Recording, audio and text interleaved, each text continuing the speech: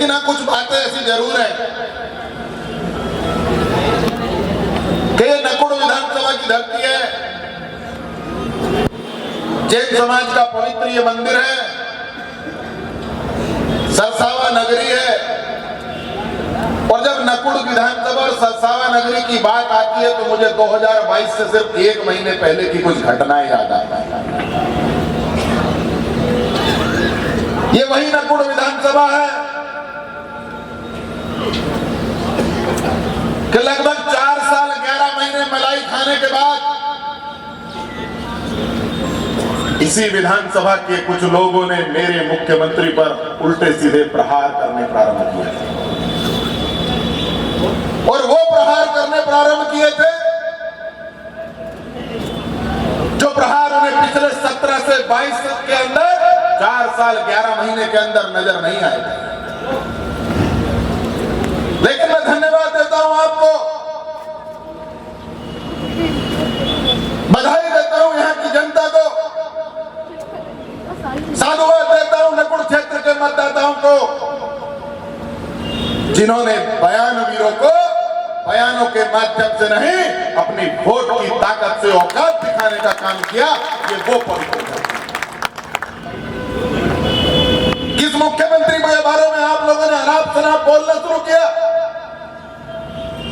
जिस मुख्यमंत्री के कारण मेरे गरीब की, मेरे हर घर की बेटी सुरक्षित हुई हो, जिस मुख्यमंत्री के कारण मेरे प्रदेश का हर किसान आज अपने खेत में सुरक्षित हुआ हो, जिस मुख्यमंत्री के कार्यकाल में मेरे प्रदेश का नौजवान सुरक्षित हुआ हो, जिस प्रदेश के मुख्यमंत्री के कार्यकाल में मेरे प्रदेश का व्यापारी सुरक्षित हुआ, उसी मुख्यमंत्री के कार्यकाल में 17 से 22 तक जिस प्रदेश की छवि ये बन चुकी थी कि इस उत्तर प्रदेश को भगवान भी नहीं सुधार सकते। आप सबको याद होगा कि 18 मार्च 2017 को मुख्यमंत्री ने शपथ लेने के बाद अगले दिन एक पत्रकार वार्ता आयोजित की थी। उसी पत्रकार वार्ता में एक पत्रकार भाई ने मुख्यमंत्री से सवाल किया था, 1 महीने में वो क्या क्या बदलाव होंगे कि लोगों को नजर आए कि भारतीय जनता पार्टी की सरकार है और योगी आदित्यनाथ मुख्यमंत्री है।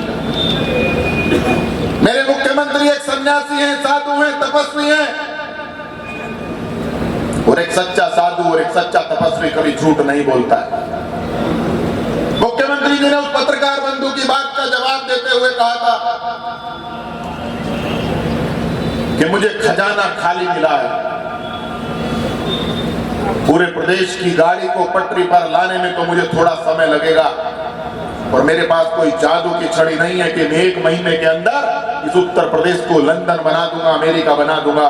लेकिन मैं एक चीज का विश्वास 25 करोड़ प्रदेशवासियों को दिला सकता हूं कि 1 महीने के अंदर मेरे उत्तर प्रदेश में यह बदलाव नजर आएगा कि कोई माई का लाल गुंडा हो, मवाली हो, बदमाश हो, मेरी माँ बहन बेटी की तरफ आंख उठा करके नहीं देख पाएगा। ये पहला बड़ा बदलाव।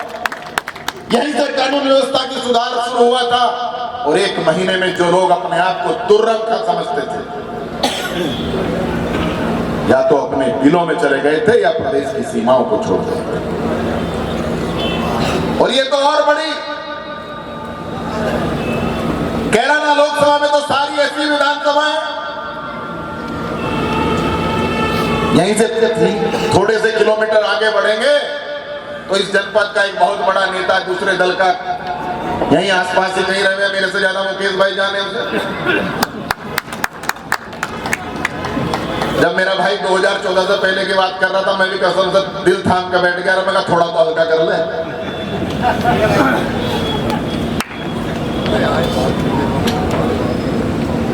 2014 में जिन्होंने कहा था हमको मोदी की बोटी चाव लेंगे, आज 2024 में हालत क्या है? मैं देवबंद के अंदर एक कार्यक्रम में था, एक पत्रकार भाई ने पूछा कि कांग्रेस से ऐसा ऐसा एक नाम आ रहा है, इस पर आपकी क्या प्रतिक्रिया है? मैं कहा जो हाल 2014 से मेयर के 2034-23 तक सहारनपुर के चुनाव में किया है, कह देना 24 का प्रमाण पत्र तैयार रखा है, उसी हालत में दूंगा।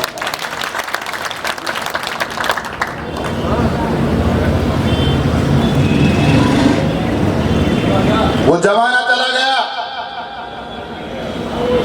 जो लोग कहते थे हम मोदी की बोटी बोटी चाप लेंगे।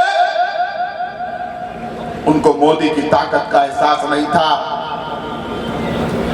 उनको सोचने पर मजबूर होना पड़ रहा है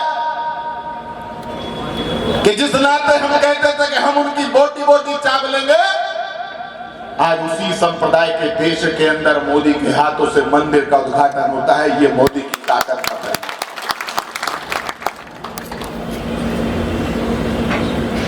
राम मंदिर का शिलान्यास होगा, धारा 370 हटेगी, देश के अंदर न जाने क्या हो जाएगा।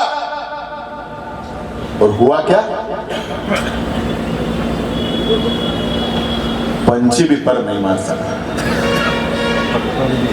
लेकिन मैं इस बात को ये इस नाते नहीं कह रहा हूं कि हमने किसी धर्म के अंदर, किसी जाति के अंदर, किसी पंथ के अंदर, किसी के अंदर भय बिठाने का काम किया हो। ये सब काम करने का ठेका उन्होंने और उनके परिवारों ने ले रखा है। मेरे देश के नेता ने, मेरी पार्टी ने हमेशा राष्ट्र को प्रथम माना है और मेरे राष्ट्र के नेताओं ने हमेशा कहा है कि भारत के अंदर रहने वाले 125 देश करोड़वासी, मेरे देश के प्रधानमंत्री ने कहा है कि 125 करोड़ देशवासी मेरा परिवार है। ये केवल वही कह सकता है जो 125 करोड़ देशवासियों की चिंता करता है। भाई अस्मीर जी लोकदल के साथी बैठे हैं। अभी कुछ दिन पूर्व हमारा गठबंधन हुआ है। एक पत्रकार ने लोकदल के नेता भाई जयंत चौधरी से एक प्रश्न किया, बोले आपको कैसा लग रहा है गठबंधन करके? बोले क्या बताऊं, अमित शाह जी के प्रबंधन की मैं क्या तारीफ करूं। बोले मैंने ज्वाइन करने के बाद, गठबंधन तय करने के बाद 4 दिन में ये तय हो गया कहां जयंत जी की सभाएं होंगी, कहां काम को जाना है। बोले यहाँ 4 दिन में सब कुछ हो गया, वहां पिछले 40 दिन से सड़क पे ही घूम रहे हैं, मुझे यूं नहीं पता होगा क्या।